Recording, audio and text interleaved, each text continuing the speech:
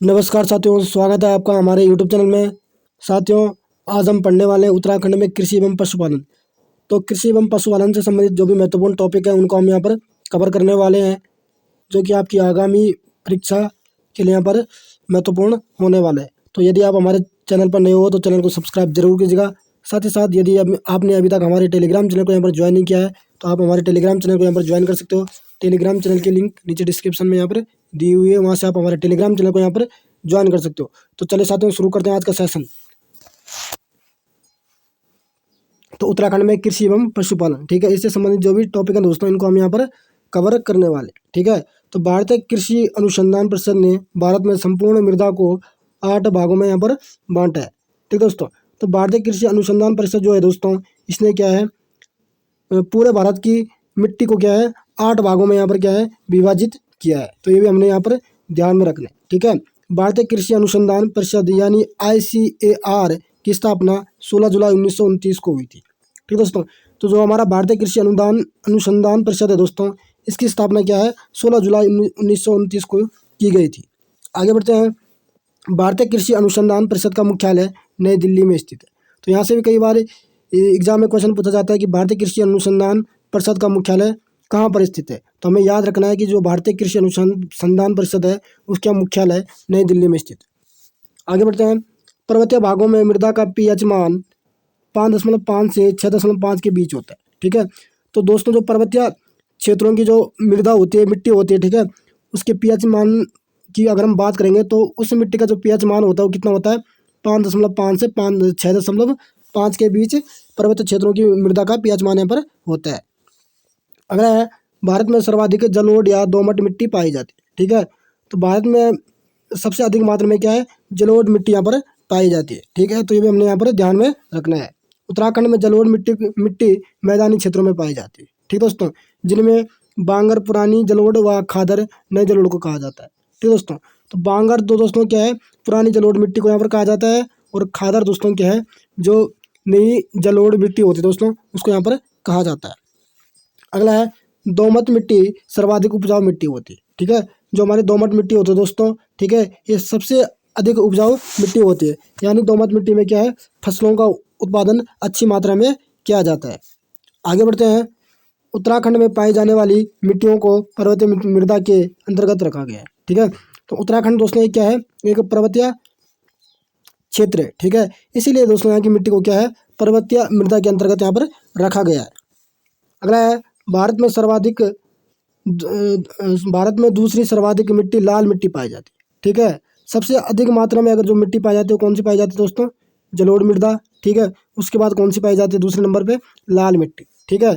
जबकि उत्तराखंड के संदर्भ में यह मिट्टी पर्वतीय ढालों में पाई जाती है, ठीक दोस्तों।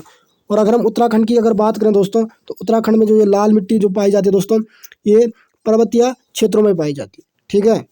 लाल मिट्टी का रंग लाल होने के कारण उसमें उपस्थित लौह ऑक्साइड होते हैं, ठीक दोस्तों।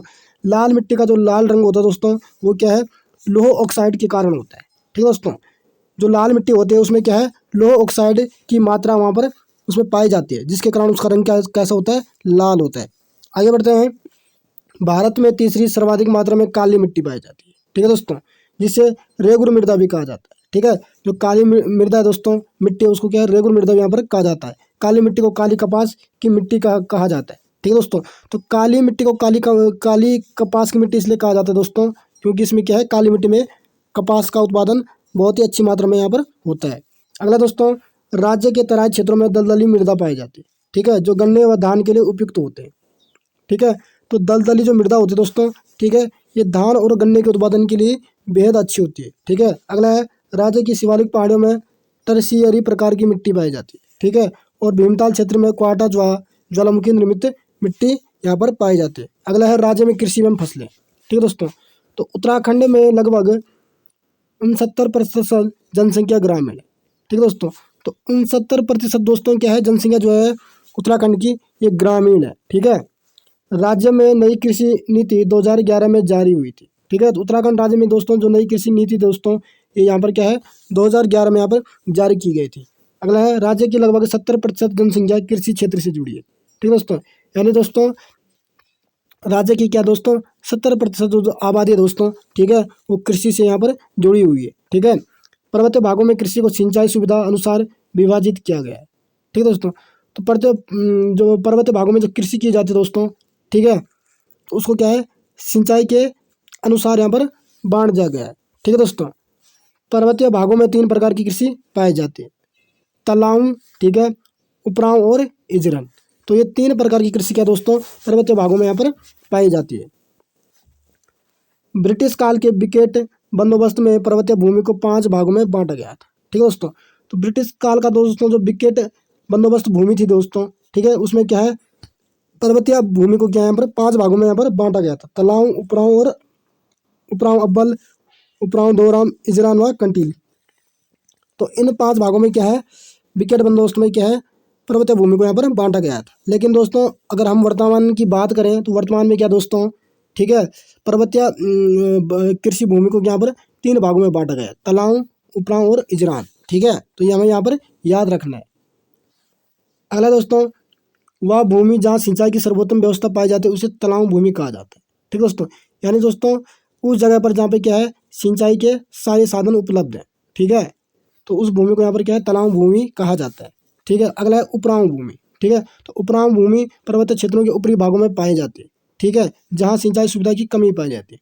ठीक है, तो जहाँ पर क्या है, सिंचाई की कमी होती है दोस्तों, उस भूमि को क्या है, उपराम भूमि में यहाँ पर रखा गया है।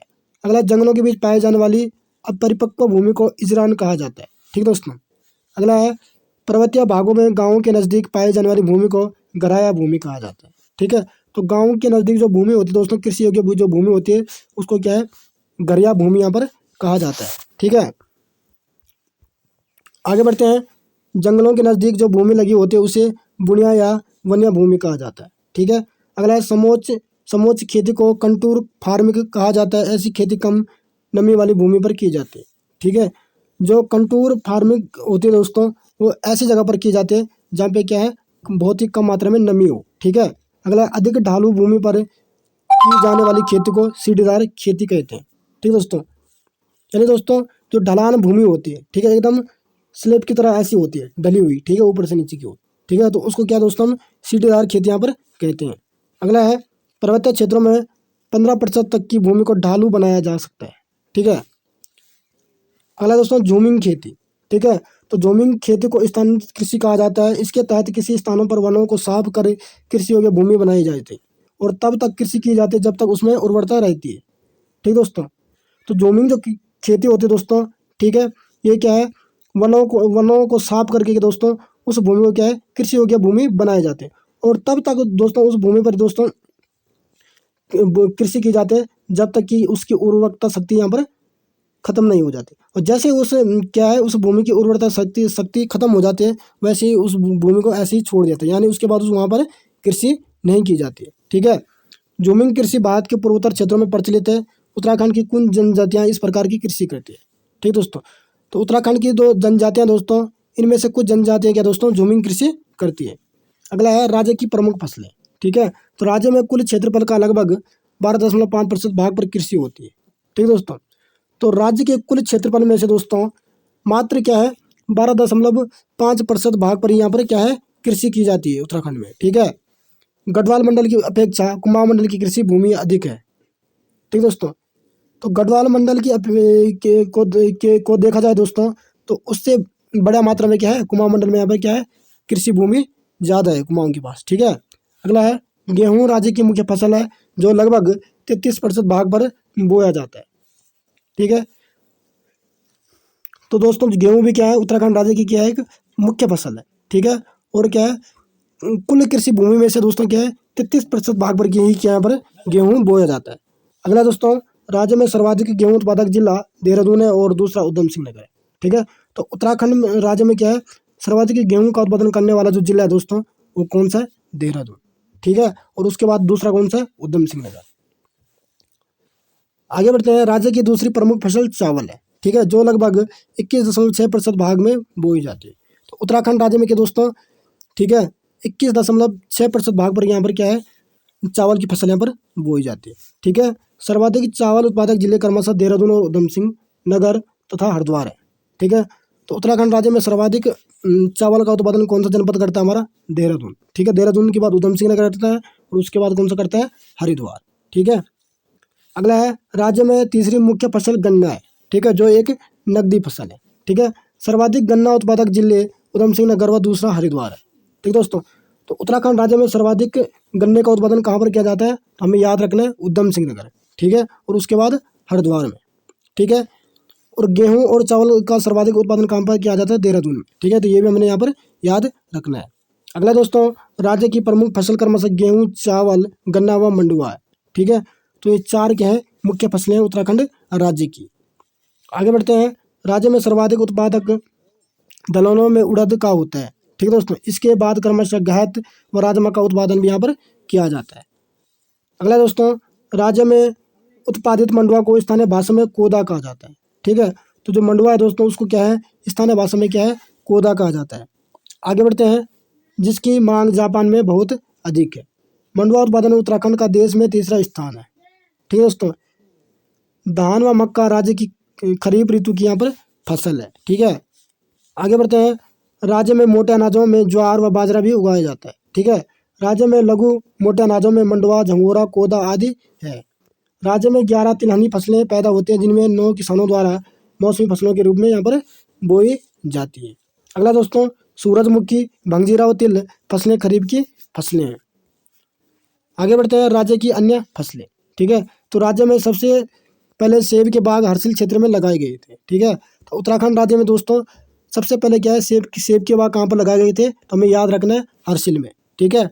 अगला है, राज्य में सर्वाधिक सेब का उत्पादन उत्तरकाशी जिले में होता है। तो उत्तराखंड राज्य में क्या है, सर्वाधिक सेब का उत्पादन करने वाला जिला कौन सा है, उत्तरकाशी। तो ये भी हमने यहाँ पर ध्यान में रखना है। लेकिन उत्तरकाशी के बाद क्या दोस्तों, उसके बाद क्या नैनीताल और देहरादून भी यहाँ पर सेब का उत्पादन करता है। यानी सबसे ज़्यादा सेब कहाँ पे होते हैं, उत्तरकाशी में, उसके बाद नैनीताल में, उसके बाद देहरादून, ठीक है। अगला है, 2004 में राज्य में रिकॉर्डेड सेब का उत्पादन हुआ था, ठीक है। अगला है, सेब उत्पादन में उत्तराखंड का देश में तीसरा स्थान है, जबकि दूसरा हिमाचल प्रदेश का, ठीक है दोस्तों। तो हमारा जो उत्तराखंड राज्य दोस्तों, ठीक है, क्या है, ये पूरे देश में क्या है, तीसरे नंबर पर क्या है, सर्वाधिक सेब का यहाँ पर उत्पादन करता है, ठीक है। पहले नंबर पर जम्मू कश्मीर है, ठीक है। दूसरे नंबर पर कौन सा है, हिमाचल प्रदेश। और तीसरे नंबर की अगर बात करें तो कौन सा है, उत्तराखंड, ठीक है। राज्य में उत्पादित सेब दिल्ली में न्यूजीलैंड ब्रांड नाम से बिकता है और अन्य स्थानों में हिमाचली सेब नाम से बिकता है, ठीक है दोस्तों। तो राज्य में जिन सेबों का उत्पादन किया जाता है, ठीक है, तो उनको क्या है, दिल्ली में क्या है, न्यूजीलैंड ब्रांड के नाम से यहाँ पर बेचा जाता है। आगे बढ़ते हैं, सर्वाधिक लीची उत्पादन में देहरादून अग्रणी राज्य है। यानी उत्तराखंड राज्य में सर्वाधिक लीची का उत्पादन कहाँ पर किया जाता है, देहरादून में। तो ये भी हमने यहाँ पर इसको याद रखना है। देहरादून को लीची निर्यात जोन में रखा गया है, ठीक है दोस्तों। देहरादून के अलावा नैनीताल, उधम सिंह नगर में लीची का उत्पादन होता है, ठीक है। देहरादून जनपद के अलावा दोस्तों क्या है, नैनीताल और उधम सिंह नगर में भी क्या यहाँ पर लीची का उत्पादन किया जाता है। लेकिन हमने यहाँ पर याद रखना है कि सर्वाधिक मात्रा में क्या है, देहरादून में क्या है, लीची का उत्पादन करता है। अगला है, देसी नागुरी, लड्डू व एम्पर सभी संतरे की प्रजातियां हैं, ठीक है दोस्तों। तो देसी नागुरी, लड्डू व एम्पर ये तीनों क्या है दोस्तों, संतरे की प्रजातियां हैं, ठीक है, जिनका उत्पादन क्या है, उत्तराखंड राज्य में किया जाता है। अगला है, देश में सर्वाधिक नाशपाती का उत्पादन उत्तराखंड में होता है, ठीक है दोस्तों, ठीक है। तो पूरे भारत में क्या है, सर्वाधिक नाशपाती का उत्पादन जो राज्य करता है वो कौन करता है, उत्तराखंड। तो ये भी हमने यहाँ पर याद रखना है। अगला है, राज्य में उत्पादित मुख्य सब्जी पहाड़ी आलू है, ठीक है। अगला, उत्तरकाशी की रवाई घाटी लाल चावल के लिए प्रसिद्ध है, ठीक है दोस्तों। जो क्या है दोस्तों, उत्तरकाशी की जो रवाई घाटी है दोस्तों, वो क्या है, लाल चावल के लिए फेमस है। अगला, जख्या नामक खाद्य पदार्थ दाल में तड़के लगाने के काम आता है। तो इसका जख्या जो है दोस्तों, इसका उत्पादन भी कहाँ पर किया जाता है, उत्तराखंड में, ठीक है। अगला, राज्य में कुल 49 फल संरक्षण केंद्र व 95 राजकीय नर्सरी है, ठीक है। तो कुल राज्य में जो फल संरक्षण केंद्र दोस्तों, उनकी संख्या यहाँ पर कितनी है, 49, ठीक है। आगे बढ़ते हैं, राज्य में सिंचाई व्यवस्था, ठीक है। राज्य में बोए गए क्षेत्रफल का कुल सिंचित क्षेत्र 47.70% है, ठीक है दोस्तों। आगे बढ़ते हैं, राज्य के कुल सिंचित क्षेत्रफल का 61% नलकूप तथा 22% क्षेत्र पर नहरों के माध्यम से सिंचाई की जाती है, ठीक है दोस्तों, ठीक है दोस्तों। तो दोस्तों 61% भूभाग पर क्या दोस्तों, नलकूप के माध्यम से यहाँ पर सिंचाई की जाती है। लेकिन दोस्तों जो हमारा 22% भाग है दोस्तों कृषि का, ठीक है, उस पर क्या है, सिंचाई नहरों के माध्यम से यहाँ पर की जाती है। तो ये भी हमने यहाँ पर ध्यान में रखना है। अगला है, सर्वाधिक सिंचित क्षेत्रफल वाले जिले उधम सिंह नगर, ठीक है, उसके बाद हरिद्वार है, उसके बाद नैनीताल है, ठीक है दोस्तों। तो सर्वाधिक सिंचित क्षेत्रफल वाले जिले कौन कौन से यहाँ पर? उधम सिंह नगर, हरिद्वार और नैनीताल। ठीक है। अगला दोस्तों, सबसे कम सिंचित क्षेत्रफल वाले जिले चमोली हो गया, अल्मोड़ा हो गया और चंपावत हो गया। ठीक है दोस्तों, तो ये भी हमने यहाँ पर याद रखना है कि सबसे कम सिंचित क्षेत्रफल वाले जिले कौन कौन से हैं? चमोली, अल्मोड़ा और चंपावत। ठीक है। आगे बढ़ते हैं। राज्य में नलकूप सिंचित क्षेत्र वाले जिले क्रमशः उधम सिंह नगर, हरिद्वार और नैनीताल है। ठीक है दोस्तों, तो राज्य में क्या है? नलकूप सिंचित क्षेत्र वाले जो जिले हैं कौन कौन से? उधम सिंह नगर, हरिद्वार और नैनीताल। आगे बढ़ते हैं। राज्य में नहर सिंचित क्षेत्र वाले जिले क्रमशः नैनीताल, देहरादून और हरिद्वार है। ठीक है। यानी दोस्तों नहर सिंचित वाले क्षेत्र कौन कौन से हैं उत्तराखंड में? नैनीताल, देहरादून और हरिद्वार। आगे बढ़ते हैं। राज्य में चाल खाल योजना जल स्तर सुधार से संबंधित है। ठीक दोस्तों, तो जल स्तर को सुधारने के लिए दोस्तों यहाँ पर क्या है? चाल खाल योजना यहाँ पर चलाई गई थी राज्य सरकार के द्वारा। ठीक है। अगला, राज्य में सर्वाधिक शुद्ध बोए गए क्षेत्रफल वाला जिला उधम सिंह नगर है। आगे बढ़ते हैं। राज्य में सर्वाधिक प्रति भूमि क्षेत्रफल वाला जिला पौड़ी है। ठीक है दोस्तों, तो सर्वाधिक प्रति भूमि वाला भूमि क्षेत्रफल वाला जो जिला है दोस्तों वो कौन सा? हमारा पौड़ी गढ़वाल। ठीक है। और सबसे कम प्रति भूमि क्षेत्रफल वाला जो जिला है दोस्तों वो कौन सा? हमारा रुद्रप्रयाग। ठीक है दोस्तों, राज्य में सर्वाधिक चारागाही भूमि वाला जिला पिथौरागढ़ है। ठीक है। तो ये हमने यहाँ से याद रखना है कि सर्वाधिक चारागाही भूमि वाला जो जनपद है दोस्तों हमारा कौन सा है? पिथौरागढ़। तो दोस्तों सेशन पसंद आए तो सेशन को लाइक और शेयर जरूर कीजिएगा।